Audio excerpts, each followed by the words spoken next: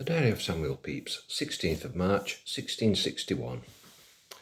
Early at Sir William Penn's, and there, before Mr. Turner did reconcile the business of the purveyance between us two. Then to Whitehall, to my lord's, and dined with him. And so to Whitefriars, and saw the Spanish curate, in which I had no great content. So home, and was very much troubled that Will stayed out late, and went to bed early, intending not to let him come in. But by and by he comes, and I did let him in, and he did tell me that he was at Guildhall helping to pay off the seamen, and cast the books late, which since I found to be true. So to sleep, being in bed when he came. The 17th of March, 1661, Lord's Day. At church in the morning, a stranger preached a good, honest, and painful sermon. My wife and I dined upon a chine of beef at Sir William Batten's. So to church again. Then home and put some papers in order. Then to supper at Sir William Batten's again, where my wife by chance fell down and hurt her knees exceedingly. So home and to bed.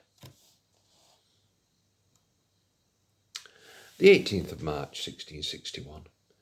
This morning early Sir William Batten went to Rochester, where he expects to be chosen Parliament man.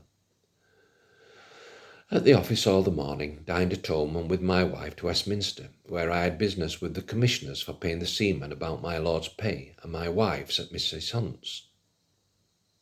I called her home, and made inquiry at Greater Ex's, and in other places to hear of Mr. Barlow, thinking to hear that he is dead, but I cannot find it so, but the contrary. Home and called at my Lady Batten's, and supped there, and so home. This day the ambassador from Florence was brought into town in state. Good hopes given me today that Mrs. Davis is going away from us, her husband going shortly to Ireland. Yesterday it was said to be the day that the Princess Henrietta was to marry the Duc d'Anjou in France. This day I found in the news book that Roger Pepys is chosen at Cambridge for the town, the first place that we hear of to have made their choice yet. To bed with my head and mind full of business, which do a little put me out of order, and I do find myself to become more and more thoughtful about getting of money than ever heretofore. The 19th of March, 1661. We met at the office this morning about some particular business, and then I to Whitehall, and there dined with my lord, and after dinner Mr. Creed and I to Whitefriars, where we saw the bondman acted most excellently, and though I have seen it often, yet I am every time more and more pleased with Betterton's action.